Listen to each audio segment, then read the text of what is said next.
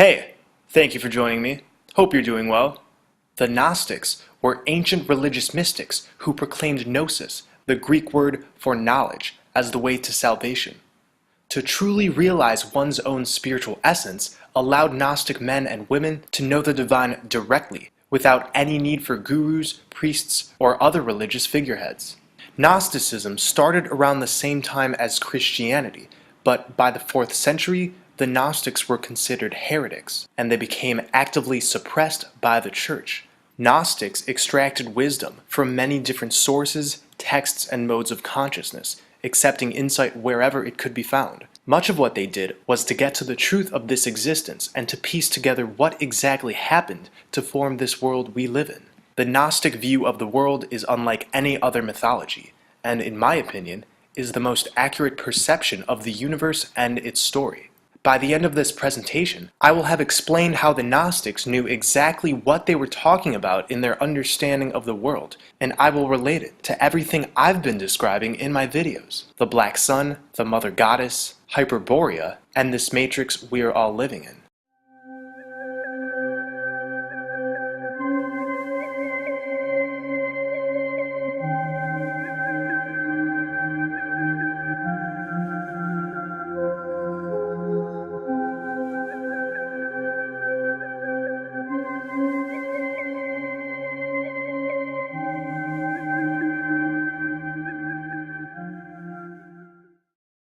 The Gnostics claimed that there was a supreme transcendent deity called the monad, or the One. The One is where all consciousness sprang from. In New Age circles, we call this Source. Everything is a part of Source, meaning everything initially came from the One. This deity should not be confused with a god, since it is a greater concept than a god and cannot be personified as such. The One manifests itself in a heavenly realm of light called the Pleroma. The Pleroma is also called the emanations of the Father, the treasuries of light, and the immeasurable deep. These emanations coming from the One are called eons. Eons, like the One, aren't exactly beings. They're spiritual attributes and concepts of the One. These eons, this pleromic matter, is aspects of consciousness itself. They're often personified and given names, joined together as spiritual lovers in the fullness of the One. The pleroma is the totality of the 30 eons. The first 8 eons, called the Ogdode, gave way to another 10 eons called the Decade, which brought forth another 12 called the Dodecade. The last of the eons to be brought forth was Sophia. Of all the eons, the divine Sophia desired most intensely to know the origins of her own creation and the nature of the One. Seeking understanding, she let out an emanation of desire called Sophia Ekamoth that fell into a fit of confusion. For the rest of this video, we will simply call this emanation Sophia. Sophia descended into chaos and created a world of her own. She became entangled in matter, and from this entanglement, she produced what's called the demiurge. Some say she formed this being to try and replicate the One. In monotheistic religions, God is not the One. He is the demiurge, often referred to in Gnostic texts as Yaldabaoth. The demiurge is described as ignorant, power-hungry, and foolish. He sees himself as the One, but he doesn't do this out of malice. Rather, Sophia shielded him. Being ashamed of her deed of separation and her new creation, Sophia wrapped the demiurge in a cloud and created a throne for him within it.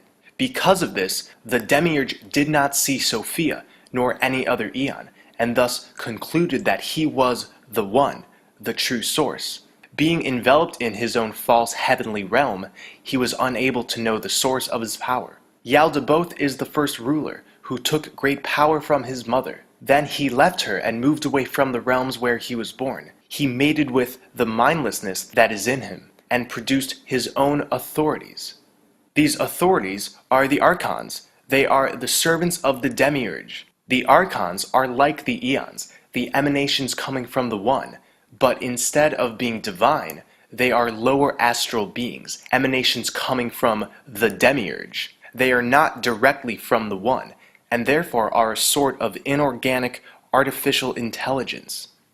Our contest is not against flesh and blood, rather the authorities of the demiurge and the spirits of wickedness. Their chief is blind. Because of his power and his ignorance and his arrogance, he said with his power, "It is I who am God. There is none apart from me." His thoughts became blind, and having expelled his power, that is, the blasphemy he had spoken, he pursued it down to chaos and the abyss, his mother, at the instigation of Pistis Sophia. And she established each of his offspring in conformity with its power after the pattern of the realms that are above. This text shows that Sophia wanted to replicate the upper eons, just like wanting to replicate the One with the demiurge, but ended up with the archons. Archon in Greek means rulers, and this is because these entities aim to rule over the thought forms and thus the actions of humanity. They manipulate us in the form of negative thoughts and motivations. Many Gnostics believe the demiurge created the earth as we know it, but this is kind of inaccurate. Matter is an expression of Sophia, and when the demiurge sprang forth, he took this matter, forming earth. But earth isn't a creation of the demiurge, it's the manipulation of Sophia's creative essence. Gaia, the Greek earth goddess, who we know in the West as Mother Earth, is an expression of Sophia that began when she fell to the material. The demiurge manipulated and took credit for this expression and assumed the role of the supreme god. So just to be clear, Mother Earth is a divine feminine force, a part of Sophia, and it's the demiurge who took this essence and bound it by matter, space, and time. Sophia is not only an entity, but personified wisdom. Sophia is the feminine principle that represents the divine in this world, fallen from light above, yet present as the light with and within us. We are aspects of Sophia being played out in this matrix, and thus when each of us reconnect with our own divine potential, we connect with Sophia, with wisdom, and through that connection, help Sophia reconnect with the One. In the Gnostic mind, the Christ is the divine revealer that awakens us from the spell of the demiurge. What happens in the spirit manifests in the physical. As above, so below. The Christ was a physical man and a set of principles that lie dormant within each of us. Whether he was a real man or not does not matter. Those who embrace the principles of Christ become filled with the seed of the One, the true source. Throughout Gnostic texts, Jesus makes this point. I came to reveal light, so that you can find that light within yourselves. For when you have found it, you will enter into it, and you will know that your source is within you. In the Bible, Jesus is also an allegory for the sun above our heads. I explained in my video on the flat earth dome how we are literally the sun. The sun is the summation of our individual auras, shining down on us, our higher selves right above our heads. On this flat plane, the black sun and white sun are two expressions of the same entity. They are the same sun. I've said in previous videos, they are Ra and Amun, the Egyptian personifications of the two suns, who make up the dual entity Amun-Ra. Translated, Amun means the hidden one. This is because the black sun is out of our immediate perception. Sophia is the black sun. The black sun is the cosmic womb of this realm, the direct experience and expression of the primordial feminine force. Check out my video, The Primordial Womb, for a full explanation. So Jesus is the sun, and his feminine half, the black sun, the womb of creation, is Sophia. They are one and the same. And this is why Jesus said, "She is Sophia, my sister, my consort, my feminine half." Mainstream Christianity would have us believe that Christ was only a physical man who must be worshipped to gain external approval and achieve salvation. It's an intentional distortion of the Christ nature that lies dormant within. When we activate our own Christ consciousness, we align ourselves with the Christ and his feminine half, Sophia, who is wisdom. Upon performing this internal work, we clear ourselves of the rule of the archons and the demiurge, and listen to our own divine essence and its needs. We were birthed into this world from our mother's dark womb, just like we were initially birthed from the womb of Sophia, the Black Sun. It's more than likely that we came here through the Black Sun to help Sophia ascend back to the One. We are fragments of Source inhabiting human bodies, underneath all this flesh still connected to the One. We initially came here to merge with the Divine Feminine Force and help Sophia ascend. However, the Demiurge and his Archons implanted the moon in the sky, and its interdimensional light trap recycles those who enter it upon death back into this physical realm, with no memory of ourselves or our purpose. And many of us, because of this, have lost sense of our original mission. It's an energy extraction matrix we're in which the Archons can run rampant and further the spiritual confusion of humanity. These originally divine bodies were genetically altered at some point in our timeline. When and by who doesn't really matter. We were somehow infused with reptilian genes to give us a more fight or flight, beast-like nature. And this is why we have what's called a reptilian complex. The reptilian complex is responsible for fear, aggression, and dominance, the same toxic masculine principles that are expressed in our current reality. We live in a realm illuminated by two distinct suns. At the center, where all compasses point to, is an exit hole from this part of flat Earth to a parallel land. In this land lies the Black Sun, which emits a divine green light that shoots out of the center hole as the Aurora Borealis. Beyond this visible astral light is where we find Hyperborea. Hyperborea is the name of an ancient Greek paradise. The word itself means beyond the Aurora Borealis. Hyperborea is free of death, famine, war, and disease. Those who live there are in perpetual higher consciousness, harnessing the sacred green astral light, which is sometimes called Vril. In the book The Coming Race, Edward Bulwer Lytton describes a harmonious subterranean race of superbeings powered by this Vril energy. The Vrilia unite in a conviction of a future state, more felicitous and more perfect than the present. They have no systems of rewards and punishments among themselves. They believe that it is one of the properties of the all-permeating agency of Vril to transmit to the wellspring of life and intelligence every thought that a living creature can conceive. The intellectual conditions and social systems of this subterranean race comprise and harmonize great. To fully describe Hyperborea, also called Agartha, would be to describe a land beyond the limits of ordinary subjective experience. This realm is not restricted by the circles of reincarnation that the Demiurge's false light has plagued this place with. Earth as we know it is ruled by the Demiurge and the Archons, but Hyperborea is not under their domain. The author Miguel Serrano echoes this. Hyperborea means beyond Boreas. Boreas is a god, son of the Titan Astrio and the goddess Aurora, which is to say he is Hyperboreas, something beyond that god. Boreas is also a wind, the boreal or north wind. The Demiurge is in fact a respiration, a pneuma, a pleroma. Hyperborea means beyond the Demiurge.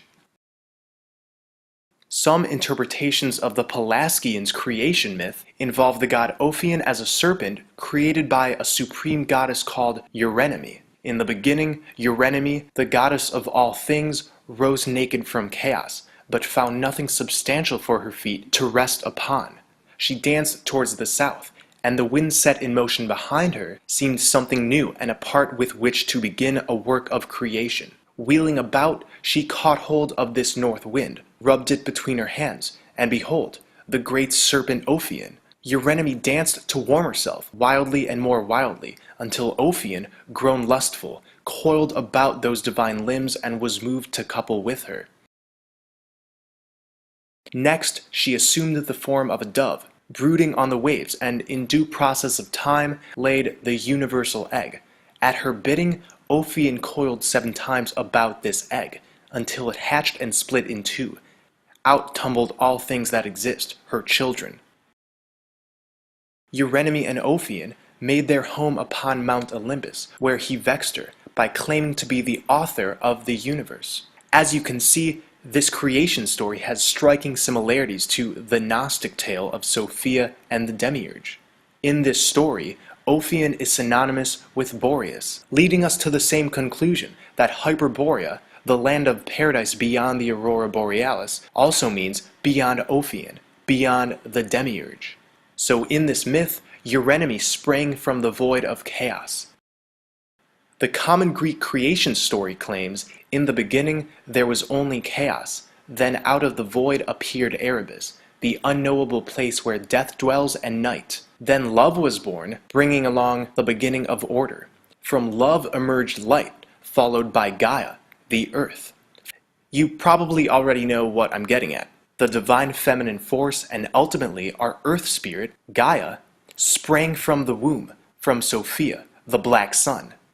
Like I said earlier, the Hebrew, Christian, and Muslim God is really the demiurge. The original Sabbath, the day to praise the monotheistic God, was on Saturday. The 7 days of the week are named by different heavenly bodies, personified by individual deities. Saturday is named after the Roman god Saturn. This is no coincidence. Saturn is the demiurge. The Grim Reaper, the personification of death, was originally the Roman god Saturn, who is often shown holding a scythe, just like the Reaper. The Greek equivalent of Saturn is Cronus, god of time, and this is why older depictions of the Grim Reaper show a clock. The Grim Reaper is Cronus, the god of time, who is Saturn. And Saturn, as we just explored, is the demiurge. The reason the Grim Reaper is Death himself is because he is Father Time. Time is a construct imposed on this physical realm by the demiurge. We are hyperbound to the enslavement and construct of time, and thus we are bound to physical death. Ptolemy the Gnostic created the first Ptolemaic view of the universe. In this model, it shows Earth at the center, encased by different realms named by our planets. This model was initially made as a representation of the relationships existing between the various divine elements of the realms. These realms are on top of one another, all produced by the black sun. But this Gnostic model was taken and eventually transformed into the idea of space, as modern science tells us, that these realms are literal circular planets within what is a physical solar system. It shows Saturn at the top, underneath the dark void. Saturn is where we get the word Satan from. They're the same words, one early Latin and the other late Latin. So the demiurge is Satan, and Satan, Saturn, is in a realm that sits above all the expressions of Sophia. He is enveloped in his own realm on top, and therefore believes he is the one. In previous videos, I've said that Saturn is the holographic projector of this reality. I still stand by this, and in the Gnostic view, it holds up. The demiurge took matter, the expression of Sophia, and formed it into the world. And because this world is essentially not real, a complex hologram, you could say the demiurge is both an entity and a sort of computer that projects the codes which organize themselves as what we know as physical reality. Lucifer is often seen as a masculine evil deity who is synonymous with Satan, but I'm about to show that Lucifer is Sophia, the black sun. When Sophia was a part of the Pleroma, she was the personification of the wisdom in the mind of the Source, of the One. You could say she was one of the most beautiful of the Pleroma, just like Lucifer is often considered to be one of God's most beautiful angels. Like Lucifer, Sophia fell from heaven as a sort of divine rebel. The elite love to invert everything, so what was originally a feminine deity, they transformed into a masculine one. They changed Sophia into Lucifer, made her a him, defiling her feminine generative abilities, turning it into a story that coincides with evil. Therefore, when some worship Lucifer, they're worshipping the inversion of Sophia, and not the actual goddess herself. Lucifer is not Satan. Satan, as I explained, is the demiurge. Lucifer is the black sun. The Emerald of Lucifer, associated with stories of the Holy Grail, is said to be a fragment of the crown that was cast along with Lucifer upon falling from heaven. This emerald stone represents the divine emanation, the emerald light, that comes from the black sun. Lucifer is often referred to as the Lightbringer, and it is the black sun, Sophia, the cosmic womb, who brings forth all light into this realm. Hyperborea is not a long-lost place. It still exists through the center vortex at the true North Pole. It's beyond the control of the demiurge, a true paradise. Me and thousands of others are engaging in a practice called blood over intent. This place we're living in is an interactive realm that goes up and down depending on where the majority give their intentions, thoughts, actions, and beliefs. Blood magic speeds up our intentions, and we are bringing forth heaven on earth. For those of you who do recognize the power of blood over intent, write down, "I intend to bring forth heaven on earth." Prick your finger. You can do it painlessly with a lancing device. Put a few drops over your written intent, and then upload it to the internet, which is directly connected to the etheric plane. Everyone who is spilling their blood over these divine intents are releasing the spell of the demiurge. And when we get enough people who have spilled their blood, we will have caused the fabric of this matrix to open up by way of this alchemy. And eventually, me and my blood brethren will take a journey to the center and enter Hyperborea by navigation of our compasses. The gathering period is now. Blood over intent is our way into paradise. Death is not an option for us. Those who do not come with us will surely die a physical death, as is the prescription of the Grim Reaper, the demiurge who has superimposed time. Time does not exist in the same capacity in the lands beyond the vortex. If you want to live and come with us past the flaming sword, I recommend you not only use your divine intent throughout your life, but align it with your blood. This will be your key into paradise. We can do it, guys. We can exit this place and into the realm powered by Sophia, the black sun. Thank you for watching. I hope you're all staying well and centered. I love you all.